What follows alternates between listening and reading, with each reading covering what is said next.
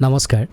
আজি আমি কথা পাতিব ওলাইছো ট্ৰেফিক আইন সম্পৰ্কত ট্ৰেফিক আইন সম্বন্ধে আপোনাৰ অধিকাৰ কি আপোনাক গাড়ীখন কোনে ৰখাব পাৰে আপোনাৰ ডকুমেন্টছ কোনে চেক কৰিব পাৰে আৰু যদি আপোনাক কোনো ট্ৰেফিক পুলিচে গাড়ী ৰখাই আপোনাৰ পৰা ঘুষ দাবী কৰে তেওঁলোকৰ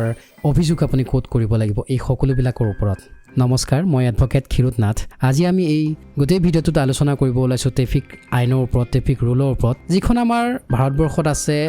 Motor Vehicle Act 1988 বৰ্তমান এমেন্ডমেন্ট হৈছে 2019 চনত এই আইনখন হৈছে ভাৰতবৰ্ষৰ গাড়ী চলাচলৰ ওপৰত সুৰক্ষা আইনৰ এখন মূল আইন আৰু এই আইনে জনসাধাৰণ ড্ৰাইভাৰ আৰু যান-বাহনকে আদি কৰি সকলোৰে বাবে সুৰক্ষাৰ এক পৰিসীমা স্থাপন কৰিছে Motor Vehicle Act 1988 এই আইনখন আনাৰ মূল উদ্দেশ্য আছিল কেইটামান আৰু সেই মূল উদ্দেশ্যকেইটাৰ ভিতৰতে প্ৰথমটো হৈছে ৰাস্তাত সুৰক্ষিত যান-বাহন চলাচল নিশ্চিত কৰা দ্বিতীয়তে হৈছে গাড়ীৰ ৰেজিষ্ট্ৰেচন লাইসেন্স আৰু ইনস্যুৰেন্সৰ ব্যৱস্থা কৰা তৃতীয়তে হৈছে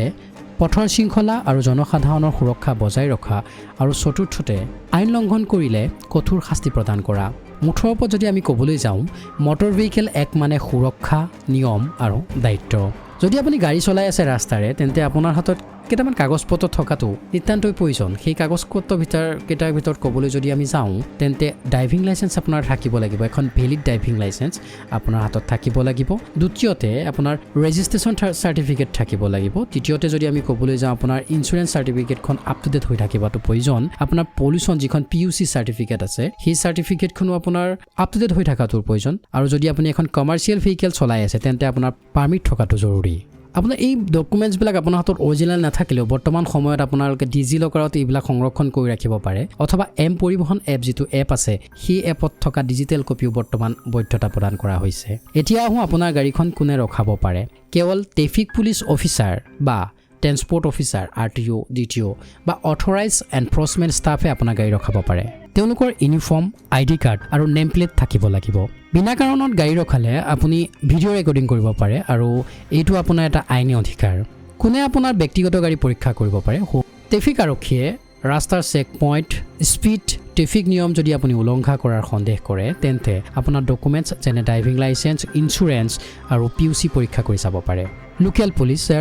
যদি কিবা সন্দেহ কৰে বা কিবা গোচৰত অথবা সুৰক্ষা সংক্ৰান্ত কাৰণত আপোনাৰ গাড়ী ৰখাব পাৰে সকলো ডকুমেন্টছ সকলো কাগজপত্ৰ চাব পাৰে আৰু প্ৰয়োজন সাপেক্ষে গাড়ীৰ সাৰ্চ কৰিব পাৰে বা গাড়ী অনুসন্ধান কৰিব পাৰে RTO বা motor vehicle inspector regional transport অফিচাৰেও আপোনাৰ নথিপত্ৰ গাড়ীৰ তালিকা অভাৰলোড আৰু প্ৰযুক্তি বা পৰিবহণ সংক্ৰান্তত পৰীক্ষাৰ বাবে তদন্ত কৰিব পাৰে পলিউশ্যন কণ্ট্ৰোল অথৰিটিজ যদি PUCৰ সন্দেহ থাকে তেন্তে চেক পইণ্টত ধোৱা পলিউশ্যন আদি পৰীক্ষাও কৰিব পাৰে আন্তঃৰাষ্ট্ৰীয় সুৰক্ষা সংস্থা যেনে BSF কোষ্ট গাৰ্ড বা বিশেষ চেক পইণ্টত সীমান্ত বা বিশেষ চেক পইণ্টত বিশেষ ক্ষমতা সম্পন্ন সুৰক্ষা অধিকাৰীও আপোনাৰ গাড়ীখন চাব পাৰে এই ক্ষেত্ৰত আপোনাৰ অধিকাৰ কি থাকিব আৰু আপুনি কেনেকৈ নিজকে সুৰক্ষিতভাৱে ব্যৱস্থা ল'ব পাৰিব যদি কিছু পৰিস্থিতিৰ সন্মুখীন হয় আপুনি তেন্তে প্ৰথমে শান্ত থাকিব লাগিব যিকোনো পৰিস্থিতিত বিবাদ নকৰিব ৰাস্তাত চিঞৰা তৰ্ক কৰা আদি কৰিবলৈ চেষ্টা নকৰিব শান্ত থাকি কথাৰ উত্তৰ দিয়ক কাৰণ আক্ৰমণাত্মক ব্যৱহাৰে আইনত আপোনাক বিপক্ষে যাব পাৰে আইনৰ ক্ষেত্ৰত আপোনাক বিপক্ষে যাব পাৰে আপোনাৰ সকলো নথিপত্ৰ আপুনি দেখুৱাব লাগিব যদি আৰক্ষীয়ে আপোনাক লাইসেন্স ইনস্যুৰেন্স RC পলিউশ্যন চাৰ্টিফিকেট চাই তেতিয়া আপোনাৰ হাতত থকা সেই সকলোবিলাক তথ্য আপুনি দেখাব লাগিব কিন্তু তাৰ আগতে আপুনি সেই অধিকাৰীজনৰ নাম আৰু বিভাগৰ নাম পঢ়িবলৈ কেতিয়াও নাপাহৰিব যদি কোনো আৰক্ষীয়ে আপোনাৰ লগত অশ্লীল ভাষা প্ৰয়োগ কৰিছে অশ্লীল ব্যৱহাৰ কৰিছে অনুচিত দাবী কৰিছে বা ঘুষ বিচাৰিছে তেন্তে আপুনি ভিডিঅ' ৰেকৰ্ডিং কৰিব পাৰে কিন্তু খোলাখুলি সংঘৰ্ষ নকৰিব চুপচাপ প্ৰমাণ সংৰক্ষণ কৰক যাতে পাছত আপুনি দাখিল কৰিব পাৰে অভিযোগ দাখিল কৰাৰ উপায় আপোনাৰ হাতত আছে আপুনি তেওঁলোকৰ অভিযোগবিলাক স্থানীয় সুপাৰিনটেণ্ডেণ্ট অফ পুলিচ SP বা ডিষ্ট্ৰিক্ট ট্ৰেফিক অফিচত অভিযোগ দাখিল কৰিব পাৰে অথবা 100 বা 112 নম্বৰত কল কৰি অভিযোগ দিব পাৰে অথবা আসাম পুলিচ চিটিজেন পৰ্টেল বা ট্ৰেফিক হেল্পলাইনত অনলাইন অভিযোগ দাখিল কৰিব পাৰে এটা কথা সদায় মনত ৰখা উচিত যদি আপুনি অনলাইন অভিযোগ দাখিল কৰে বা অভিযোগ দাখিল কৰিব যায় তেন্তে দাখিল কৰাৰ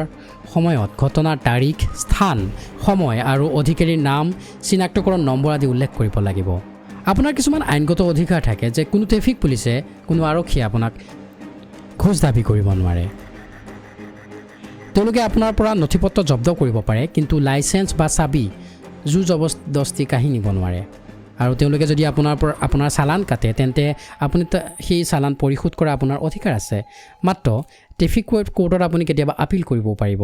এই একখনত কিছুমান ফাইনৰ ব্যৱস্থাও কৰা হৈছে যদি আপুনি আইন উলংঘা কৰে তেন্তে এই একখনত কিছুমান ফাইনৰ ব্যৱস্থা কৰা আছে যেনে ধৰি লওক আপুনি ড্ৰাইভিং লাইসেন্স নোহোৱাকৈ গাড়ী চলাই আছে আৰু যদি আপোনাক ট্ৰেফিক পুলিচে ধৰিছে তেন্তে আপুনি ৫,০০০ টকা পৰ্যন্ত আপোনাৰ ফাইন হ'ব পাৰে আৰু যদি অভাৰ স্পীডত জোখতকৈ বেছি স্পীড লিমিটতকৈ যদি আপুনি ওপৰত গাড়ী চলাই আছে তেন্তে আপোনাৰ ২,০০০ পৰা ৫,০০০ টকা ফাইন হ'ব পাৰে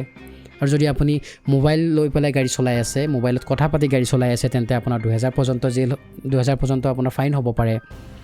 যদি আপুনি এক্সিডেণ্ট কৰিছে আৰু এক্সিডেণ্টৰ ঠাইৰ পৰা পলাই গৈছে তেন্তে আপোনাৰ ১০,০০০ পৰ্যন্ত ফাইন বা জেলো হ'ব পাৰে যদি আপুনি হেলমেট পিন্ধা নাই তেতিয়াহ'লে আপোনাৰ ১,০০০ টকা পৰ্যন্ত আপোনাৰ ফাইন হ'ব পাৰে এই ফাইনবিলাকৰ পৰা আপুনি বাচি থাকিবলৈ কেইটামান বুদ্ধি কৰিব লাগিব সেইকেইটা আপুনি যদি ক'বলৈ যাওঁ আপুনি সদায় হেলমেট পিন্ধি বাইক চলাওক ছিট বেল্ট লগাওক ৪ চকীয়াত মাতাল হৈ কেতিয়াও গাড়ী নচলাব মোবাইল ব্যৱহাৰ নকৰিব মোবাইল এৰি আপুনি মনোযোগ দি গাড়ী চলাওক ৰাস্তাৰ আনৰ জীৱনকো সন্মান কৰি চলক যিখন MV Act 1988 আছে সেই MV Actখনত কিছুমান গুৰুত্বপূৰ্ণ ছেকশ্যন আছে যিকেইটা ছেকশ্যনৰ বিষয়ে আমি হয়তো অলপ জানি থোৱাটো মই ভাবোঁ প্ৰয়োজন তাতে যদি আমি ছেকশ্যন 3 চাওঁ তাত কোৱা হৈছে যে লাইচেন্স নোহোৱাকৈ কোনো গাড়ী চলাব নোৱাৰে আৰু যদি গাড়ী চলাই সেইটো হৈছে বেআইনী আৰু এটা অফেন্স হয় ছেকশ্যন 4 কোৱা হৈছে ছেকশ্যন 4 ইয়াত কোৱা হৈছে যে বয়সৰ সীমাৰ কথা কোৱা হৈছে 16 বছৰত সৰু গাড়ী 18 বছৰত LMV আৰু 20 বছৰৰ ওপৰত হ'লে আপুনি কমাৰ্চিয়েল ভেহিকেল চলাব পাৰিব ছেকশ্যন 8ৰ পৰা 9লৈ লাৰ্ণাৰ আৰু স্থায়ী যিখন লাইচেন্স দিয়া সেই প্ৰক্ৰিয়াৰ বিষয়ে উল্লেখ কৰা হৈছে ছেকশ্যন 14ত কোৱা হৈছে লাইচেন্সৰ বৈধতা কিমান হ'ব সেই বিষয়ে ছেকশ্যন 14ত কোৱা হৈছে ছেকশ্যন 25A যিখন বৰ্তমান 2019 চনত সংশোধন কৰিছে তাত ৰাষ্ট্ৰীয় লাইচেন্স ৰেজিষ্টাৰৰ স্থাপনৰ বিষয়ে কোৱা হৈছে ছেকশ্যন 39 অফ MV Actত কৈছে যে পঞ্জীয়ন নোহোৱাকৈ বাহন আপুনি পাব্লিক প্লেচত চলাব নোৱাৰিব ছেকশ্যন 41ত কোৱা হৈছে গাড়ী এখন ৰেজিষ্ট্ৰেশ্যন কেনেকৈ কৰিব আৰু ছেকশ্যন 47ৰ পৰা ছেকশ্যন 50 ভিতৰত কৈছে যে আপুনি যদি গাড়ী এখন বিক্ৰী কৰে বা হস্তান্তৰ কৰে আপোনাৰ মালিক কেনেকৈ সাল সলনি কৰিব মালিকৰ যিবিলাক ডকুমেণ্টছ আছে সেই ডকুমেণ্টছবিলাক তথ্য আপুনি কেনেকৈ কৰিব ছেকশ্যন 56ত আপোনাক ফিটনেছটো যিটো ফিটনেছ আছে ফিটনেছ চাৰ্টিফিকেট সেই চাৰ্টিফিকেটখন এখন বাধ্যতামূলক চাৰ্টিফিকেট হিচাপে গণ্য কৰা হৈছে ছেকশ্যন 63A বৰ্তমান 2019 চনৰ যিখন এমেণ্ডমেণ্ট এক্ট সেই এক্টখনত ৰাষ্ট্ৰীয় বাহক ৰেজিষ্টাৰৰ বিষয়ে কোৱা হৈছে ছেকশ্যন 66ত কোৱা হৈছে যদি আপুনি এখন কমাৰ্চিয়েল ভেহিকেল চলাই আছে তেন্তে আপুনি পাৰ্মিট নোহোৱাকৈ এখন কমাৰ্চিয়েল ভেহিকেল চলাব নোৱাৰিব ছেকশ্যন 73 পৰা ছেকশ্যন 74 লৈকে কোৱা হৈছে যে কণ্টেক্ট কেৰিয়াৰৰ কাৰণে আপুনি এখন পাৰ্মিট ল'ব লাগিব যিবিলাক টেক্সি কেব সেইবিলাকে ব্যৱহাৰ কৰিব হ'লে আপুনি এখন পাৰ্মিট ল'ব লাগিব আৰু ছেকশ্যন 84ৰ পৰা ছেকশ্যন 86লৈ কোৱা হৈছে কমাৰ্চিয়েল ভেহিকেলবিলাকৰ আপোনাৰ পাৰ্মিটবিলাক কেনেকৈ বাতিল কৰিব পাৰিব বা কেনেকৈ এখন পাৰ্মিট ৰেনু কৰিব লাগে সেই বিষয়ে সম্পৰ্কে কোৱা হৈছে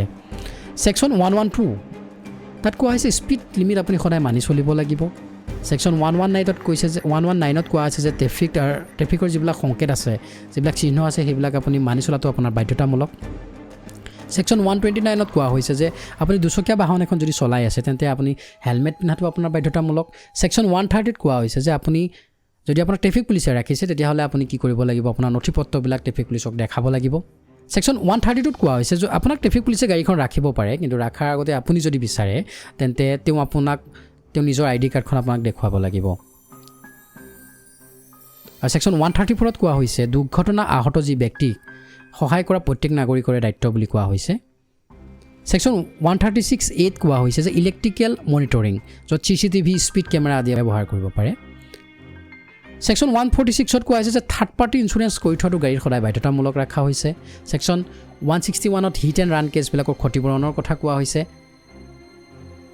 ছেকশ্যন 165ৰ পৰা ছেকশ্যন 176ত কোৱা হৈছে যদি আপুনি কেতিয়াবা যদি এক্সিডেণ্ট সংঘটিত হৈছে সেই এক্সিডেণ্টৰ কেছটো আপুনি মটৰ এক্সিডেণ্ট ক্লেইম ট্ৰিবিউনেলত আপুনি ক্লেইম কৰিব পাৰে ৰাস্তাত আমি এখন গাড়ী চলাই যাওঁতে আমি সদায় ট্ৰেফিক আইনবিলাক মানি চলাটো অত্যন্ত জৰুৰী